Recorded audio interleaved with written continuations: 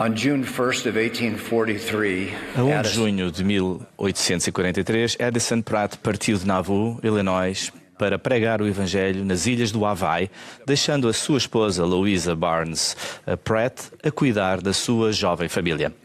À medida que as perseguições em Nauvoo se intensificavam, forçando os santos a partir e mais tarde em Winter Quarters, enquanto se preparavam para migrar para o Vale do Lago Salgado, Louisa enfrentou a decisão de realizar ou não a viagem. Teria sido mais fácil ficar e esperar pelo regresso de Addison do que viajar sozinha. Em ambas ocasiões, ela procurou a orientação do profeta Brigham Young, que a incentivou a ir. Apesar da grande dificuldade e da sua relutância pessoal, ela fez com sucesso cada uma das viagens. Inicialmente, Louisa não sentia muita alegria em viajar. No entanto, rapidamente começou a gostar da relva verde, das pradarias, das flores silvestres coloridas e das parcelas de terra ao longo das margens dos rios. Aos poucos, a tristeza da minha mente foi dissipando, recordou ela, e não havia mulher mais feliz em toda a companhia. A história de Louisa inspirou-me profundamente. Admiro a sua vontade de pôr de lado as suas preferências pessoais e a sua capacidade de confiar em Deus, e a forma como exercitar a sua fé a ajudou a ver a situação de um modo diferente.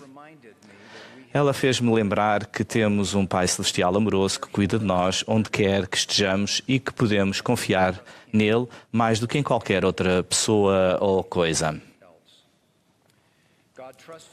Deus confia em nós na tomada de muitas decisões importantes e pede-nos em todos os assuntos que confiamos nele. Isto é especialmente difícil quando o nosso julgamento ou a opinião pública difere da sua vontade para com os seus filhos. Alguns sugerem que devemos redefinir as linhas entre o que está certo e o que está errado, porque dizem que a verdade é relativa, que a realidade é autodefinida ou que Deus é tão generoso que não se importa com o que fazemos. Pode ser um desafio aprender a discernir a verdade de Deus, por isso é útil recordar que os limites entre o certo e o errado não são definidos por nós. Foi o próprio Deus que estabeleceu estes limites, com base em verdades eternas para o nosso benefício e bênção. O desejo de mudar a verdade eterna de Deus tem uma longa história. Começou antes do início do mundo, quando Satanás se rebelou contra o plano de Deus, ao procurar egoisticamente destruir o arbítrio humano. Seguindo este padrão, pessoas como Serém, Neor e Corior argumentaram que a fé é tola, que a revelação é irrelevante e que tudo o que quisermos fazer está correto. Infelizmente, com muita frequência, estes desvios da verdade de Deus têm levado a grandes sofrimentos. Embora algumas coisas possam depender do contexto, nem tudo depende dele. O presidente Russell M. Nelson tem ensinado consistentemente que as verdades salvadoras de Deus são absolutas, independentes e definidas pelo próprio Deus.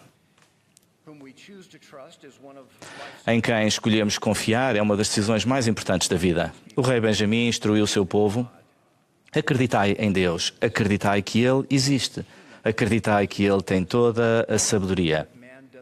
Acreditai que o homem não compreende todas as coisas que o Senhor pode compreender. Felizmente, temos as Escrituras e a orientação dos profetas vivos para nos ajudar a compreender a verdade de Deus. Se for necessário um esclarecimento adicional, Deus fornece-o por intermédio dos seus profetas. E Ele responderá às nossas orações sinceras através do Espírito Santo, à medida que procuramos compreender verdades que ainda não apreciamos plenamente. O elder Neil Anderson ensinou: não fiquem surpresos se às vezes alguns dos vossos pontos de vista pessoais inicialmente não estiverem em harmonia com os ensinamentos do profeta do Senhor. São momentos de aprendizagem, de humildade, quando nos ajoelhamos em oração. Seguimos em frente com fé, confiando em Deus, sabendo que, com o passar do tempo, receberemos mais clareza espiritual do nosso Pai Celestial. Em todos os momentos é útil lembrar o ensinamento de Alma, de que Deus dá a sua palavra de acordo com a atenção e o esforço que lhe dedicamos. Se dermos ouvidos à palavra de Deus, receberemos mais. Se ignoramos os seus conselhos, receberemos cada vez menos, até não termos nada. Esta perda de conhecimento não significa que a verdade estava errada, mas sim que perdemos a capacidade de a compreender.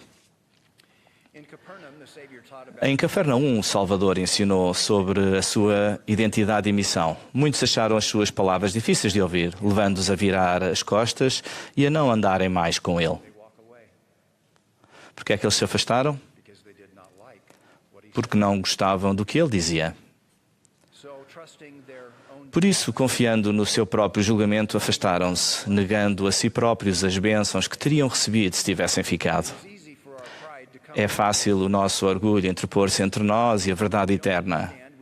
Quando não compreendemos, podemos fazer uma pausa, deixar os nossos sentimentos assentarem e depois escolher como reagir. O Salvador exortou-os a buscá-lo em cada pensamento.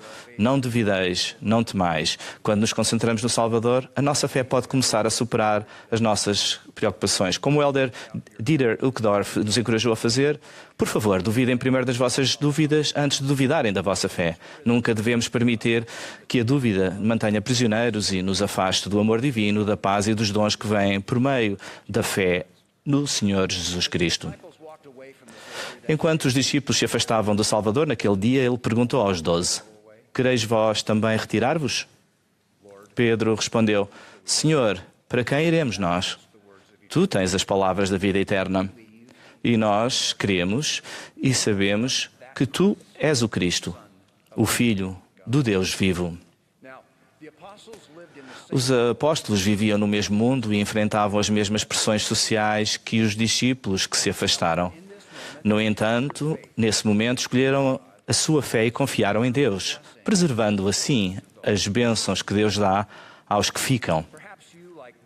Talvez, por vezes, se encontrem, tal como eu, de ambos os lados desta decisão.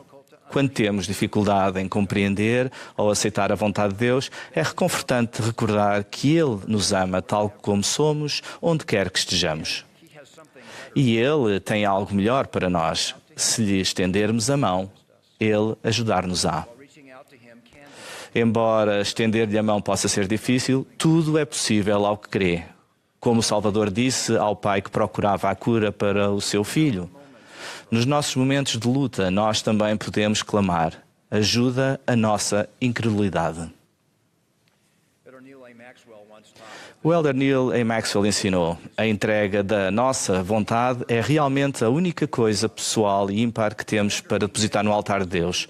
Não é de admirar que o rei Benjamim quisesse tanto que o seu povo se tornasse como uma criança, submisso, manso, humilde, paciente, cheio de amor, disposto a submeter-se a tudo quanto o Senhor achar que lhe deva infligir, assim como uma criança submete ao seu pai. Como sempre, o Salvador deu-nos o exemplo perfeito. Com o coração pesado e conhecendo a dolorosa obra que tinha que realizar, submeteu-se à vontade do Pai ao cumprir a sua missão messiânica e abrir-nos a promessa da eternidade. A escolha de submeter a nossa vontade a Deus é um ato de fé que está no centro do nosso discipulado. Ao fazermos essa escolha, descobrimos que o nosso arbítrio não é diminuído. Pelo contrário, é magnificado e recompensado pela presença do Espírito Santo, que traz propósito, alegria, paz e esperança, que não podemos encontrar em nenhum outro lugar. Há vários meses, eu e um presidente de estaca visitámos uma irmã da sua estaca e o seu filho jovem adulto. Depois de anos de afastamento da igreja, a percorrer caminhos difíceis e pouco amigáveis, ele tinha regressado. Durante a nossa visita, perguntámos-lhes o que tinha feito voltar.